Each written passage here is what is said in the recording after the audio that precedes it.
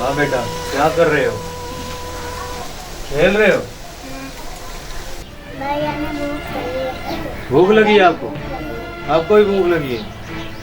चलो मैं कुछ करता हूँ, कुछ लाता हूँ दुकान से ना, इससे लाता हूँ, ठीक है?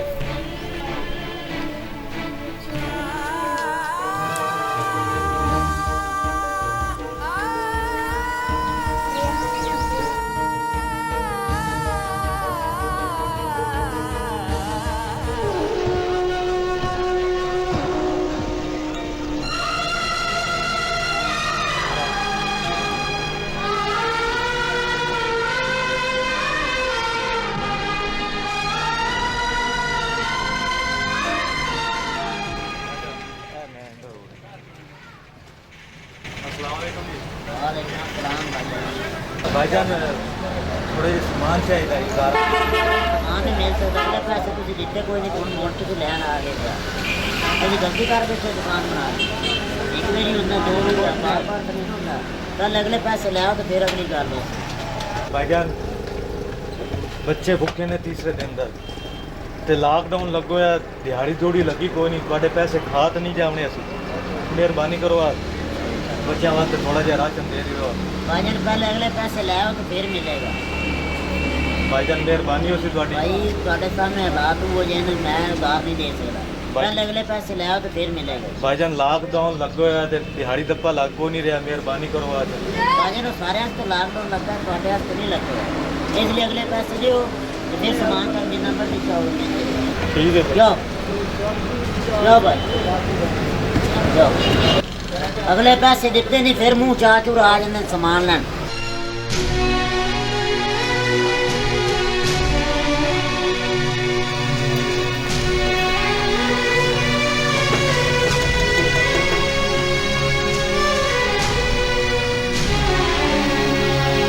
किधे चाचा बता कोई नहीं बता बड़ा भैया बता और बाजा किधे आया तैयार ना लाए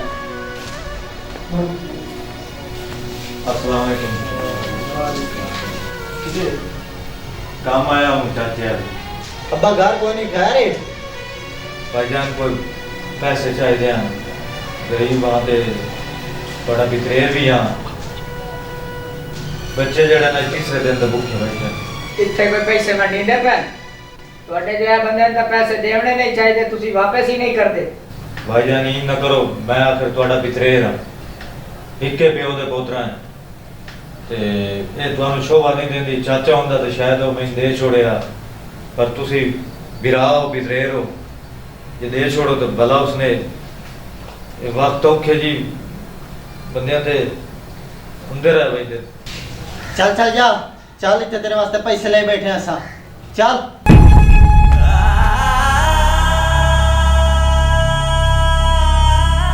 भाईजान आखिर ਤੁਹਾਡਾ ਪਿਛੜੇਰ ਫੋਨ ਦਾ ਰਿਸ਼ਤਾ ਹੈ ਤੇ ਔਖਾ ਵਕਤ ਸਭ ਤੇ ਆ ਜਾਂਦਾ ਹੈ नंदा प्यो मर गया साढ़े प्यो इतना बनाया अपने सिर ते बनाया कमाया सू ए जावे अपना कमावे असा इन्हां दा ठेका चाहे होया ਮੈਂ ਤੇਰਾ ਦੋਸਤ ਆ ਮੈਂ ਤੈਨੂੰ ਸਮਝਾ ਰਿਹਾ ਕਿ ਔਖਾ ਵਕਤ ਸਭ ਤੇ ਆ ਜਾਂਦਾ ਹੈ ਤੁਸੀਂ ਇੱਕੋ ਦਾਦੇ ਦੀ ਨਸਲ ਵਿੱਚ ਹੋ ਤੁਹਾਨੂੰ ਇੱਕ ਦੂਸਰੇ ਦੀ ਤਕਲੀਫ ਹੋਣੀ ਚਾਹੀਦੀ ਤੁਸੀਂ ਬਿਲਕੁਲ ਭਾਈਜਾਨ ਚੰਗਾ ਕੀਤਾ ਜਿਹੜਾ ਉਹਨੂੰ ਬਜਾ ਦਿੱਤਾ ਪਤਾ ਨਹੀਂ ਕਿਤੇ ਦੁਪਹਿਰ ਸਿਰ ਆ ਜਾਂਦੇ ਨੇ ਜੇ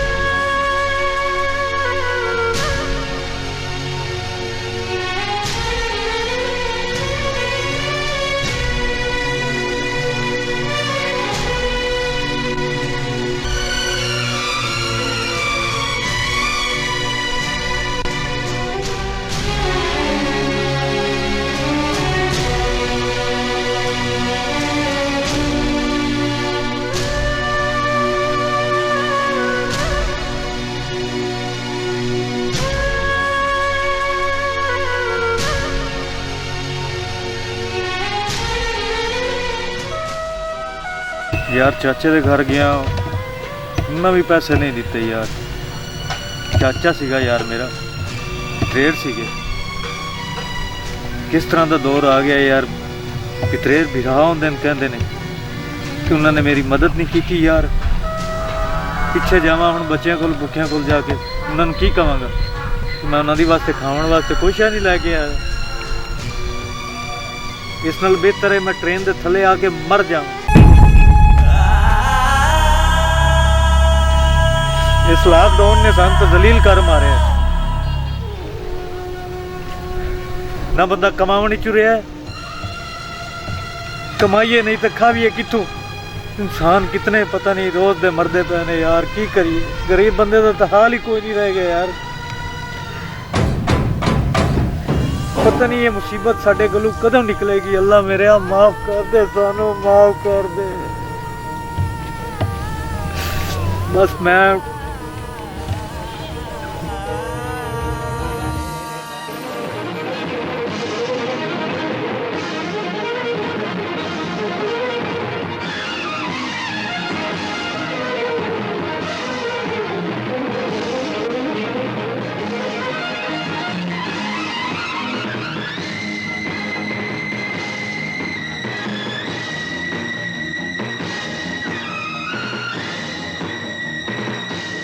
यार मैं तुझे मार लैंड दिया यार, मैं नहीं जीना चाहता। भाई क्यों तू मरना चाहता है? वजह की है?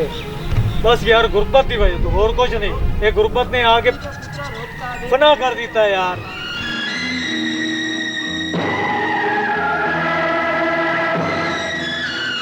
जी अस्सलाम वालेकुम नाज़रीन, ये साडा जेड़ा टॉपिक है ये लॉकडाउन के हवाले नाल है।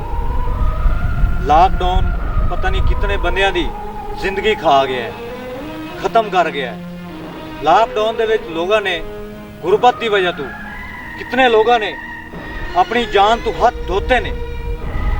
ये उस दे हवाले नाल छोटा जिहा क्लिप बनाया है। अगर तुहानू पसंद आवे इनू लाइक करना, कमेंट करना है, शेयर करना है ते घंटी ते अंगूठा रख के उन्हें दबाना है जी। मेहरबानी करनी है जनाब। पाकिस्तान जिंदाबाद।